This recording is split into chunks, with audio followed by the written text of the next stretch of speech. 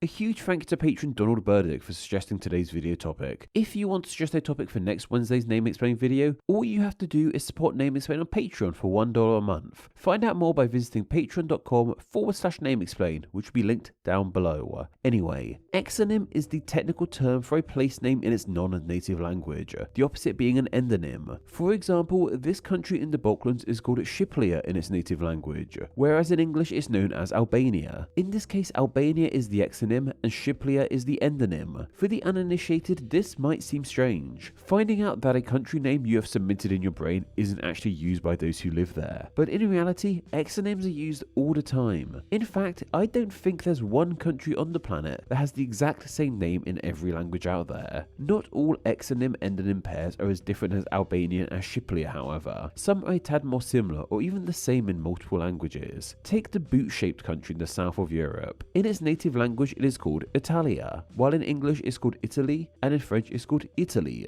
All these names are fairly similar but not identical, and its name in every language isn't as similar to its endonym. For example, in Hungarian, the country is called Olaszország, which doesn't sound anything like the other names. Sometimes, however, a country's name can be the exact same in multiple languages but different in others. This country in South America has the exact same name in English and German, Peru, but in its most popular language of Spanish it's called Pilu, spelled and pronounced slightly differently with that accent there. And the name changes even more in Arabic, as in this language it is called Bilu. While these names are alike, they are technically exonym and endonyms because they are not exactly the same. These kinds of exonym and endonym pairs tend to fly under the radar, as more attention tends to be given to pairs which are way more different. The classic ones like Suomi and Finland, Nihon and Japan, Barat and India, and the many different names this European nation has, ranging from Germany, Almanya, Niemce, Saksa, and of course its native endonym, Deutschland. If you've been watching Name Explain for some time now, then I have no doubt you know exactly what exonyms and endonyms are. Talking about them here have been a core staple of the channel over the years, and I probably wouldn't be here without them. From my literal years of looking into why countries end up with different names in different languages, I feel there are two main reasons as to how these different names come into being. The first of those being because these names come into being via completely different origins from one another. This is the case with Germany's many names. In the past, Germany wasn't one cohesive unit, but a landmass ruled by various tribes who spoke the same Germanic languages. As Germany sits in a somewhat central geographic location, it means that other places across Europe will encounter one of these tribes and name the entire area after them. Names for the country like Germany, Almanya, and Saksa all derive from tribes who used to once live here. That endonym of Deutschland, however, comes from the native language and just means people.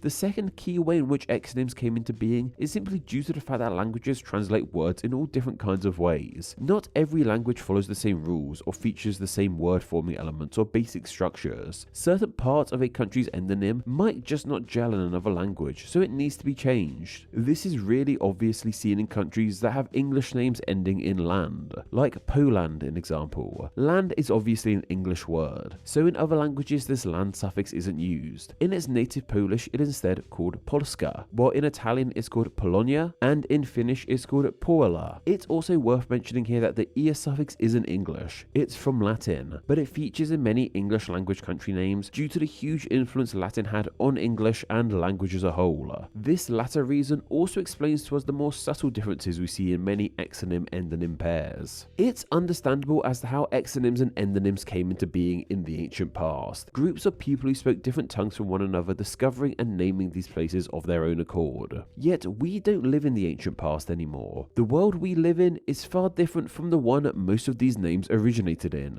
We live in a far more interconnected world, where we know in much more detail what is going on anywhere on Earth. Communication between speakers of different languages is far easier too. I can use translation software to understand what someone who speaks French is saying, in example, or I can message someone who calls Germany Saksa in an instant. When we look at it like this, it might seem odd that exonyms still exist. They can even seem outdated. We all know that Germans call Germany Deutschland, so why aren't we all? They even have the potential to cause all kinds of confusion in our modern interconnected world too. And some countries have even started to feel like this. Noticeably, a few years back, the transcontinental country south of the Black Sea declared it wanted to be known by its endonym of Turkey on the world stage, and not as exonyms like Turkey, an example. And there were also rumblings that India may start going by Bharat across across the globe. That one, however, has yet to come to fruition. All this has got me thinking, should we just stop using exonyms? Okay, so slight spoiler. This question isn't going to be definitively answered by the end of this video. Sorry about that. Instead, this video is more about me thinking about this question and thinking of arguments for and against the use of exonyms. Some of these arguments are to be found online, whereas some are things I've thought of myself. Yeah, we're straying away from the realm of facts in this video and more into the world of personal opinions. And I need to stress, these are just opinions, not truth by any means. None of the arguments I'm about to make for or against exonyms are true facts.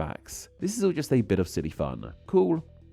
So why don't we first look at some arguments that are in favour of exonyms and keeping them around? One of the most valid arguments in keeping exonyms around is the fact we're all just so familiar with them. Most of us, I imagine, have been using our main language's exonyms for countries all of our lives. If we were to suddenly just stop using exonyms and refer to all countries by their endonyms, that could create all kinds of confusion.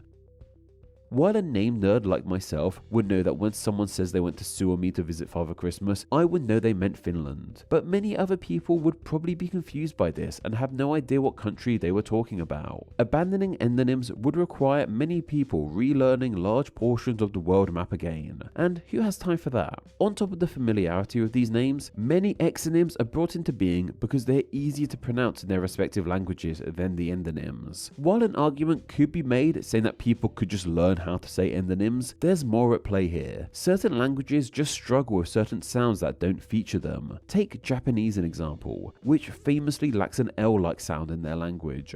If we were to decide that all countries should go by their endonym, it would make many names featuring L incredibly hard for Japanese speakers to come to grips with. Lithuania is called Lietuva in Lithuanian. This is a name Japanese speakers would have a really hard time with. In fact, the current Japanese exonym for the country is Litonia, which shows us just how aversive to the L sound the language is. It could be seen as being pretty unfair to make speakers whose languages don't feature certain sounds all of a sudden try and use those sounds in words. This ties into another important reason why exonyms should stick around. As we have mentioned, many exonyms came into being because certain endonyms don't gel well with other languages. All languages have rules they abide by, and if an endonym doesn't agree with that language's rules, then the name needs to be adapted so it fits into that language, and hey presto, you have an exonym. This shows us that exonyms are pretty vital in keeping languages within their rules. Icelandic is a great example of this. Icelandic is very particular in keeping its language as free from outside words as possible. Like, there's literally a whole Wikipedia page called Linguistic Purism in Icelandic. This language would be pretty unhappy if all of a sudden they had to use endonyms for every country, regardless if that endonym fits their language's rules or not. Exonyms allow languages to talk about other countries while still maintaining their own rules. Exonyms can also have a huge amount of historical importance too. Rome is a name that conjures up all kinds of imagery to English speakers, but it's still an exonym. It could be hard for many to lose this word and instead refer to this empire/city by its endonym of Roma. And the final argument I want to make in favour of exonyms is a tad more hypothetical. Say if we do decide to remove all exonyms and just use each country's endonym, that could actually lead to more confusion and debate. This is because not every nation's endonym is that clear cut. Not every country has one definitive language to take an endonym from. South Africa, in example, has 12 official languages, and more non-official ones are spoken there too. Which one of these languages would the single endonym be chosen from? That could lead to a whole heap of political debate. And even somewhere like the United States of America, they have no official language for all kinds of reasons, but the most spoken is English, so the endonym would come from English, right? But then again, English is not a native tongue in the land. It was brought over thanks to colonization. It could be argued that the USA is in fact an exonym for that nation too, with the endonym for the country instead coming from one of the many Native American languages. That's a whole can of worms unto itself, but I'm sure you can see that endonyms aren't as simple to implement as you may initially think.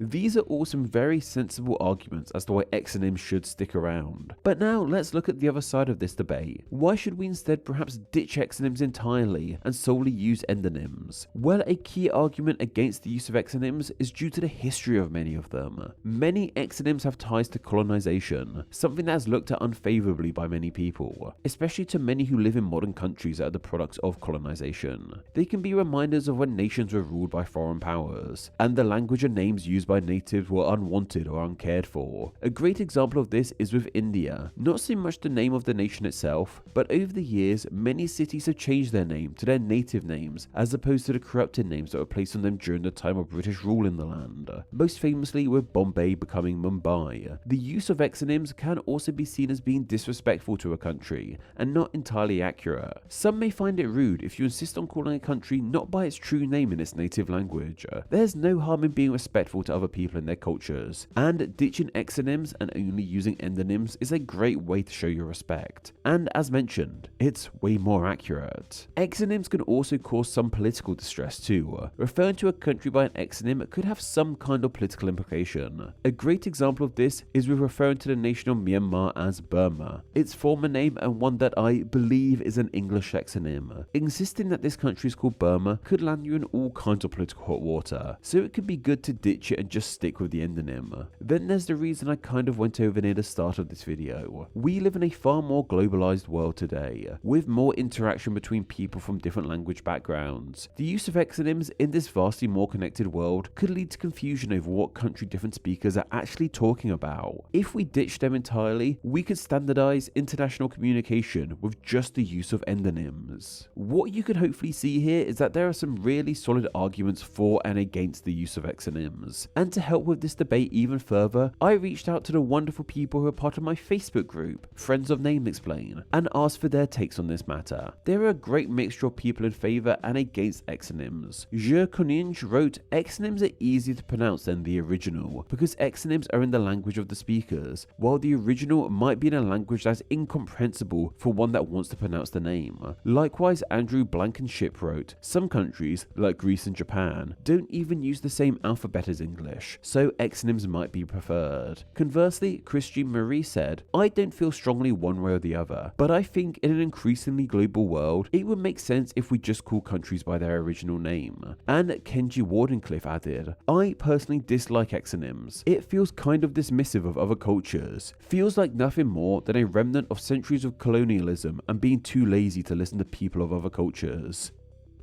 So as you can see, there was a mixed response to that question at hand. And for the record, it was really fun getting the opinion of viewers for this video. I may do this again in the future, so join the Facebook group if you want to be part of any potential future videos. But at the end of the day, all this video has just been an idea. In reality, I don't think exonyms are going anywhere anytime soon. Sometimes it's just really fun to think about these hypotheticals. So you've heard my take, and even the takes of some other Name Explain viewers. So now let me know down in the comments what you think. Should we stop using exonyms? Name Explain depends on viewers like yourself supporting the channel financially on Patreon, so a huge thank you to everyone who does. Donating just $1 a month helps the channel amazingly and gets you bonuses including ad-free videos, exclusive content, the power to request ideas to be made into actual Name Explain videos, and your name at the end of the video with all these awesome people. Visit patreon.com/NameExplain or click the link down below to find out how you too can support the channel. Thank you. Thanks for reaching the end of the video. Why not watch another and subscribe to keep up to date on all things Name Explain. You can find myself on Instagram where I'm NameExplainYT and join the Facebook group Friends of Name Explain to talk with myself and other name nerds. All that will be linked down below. Anyway, I hope you enjoyed this video and once again, thank you all so much.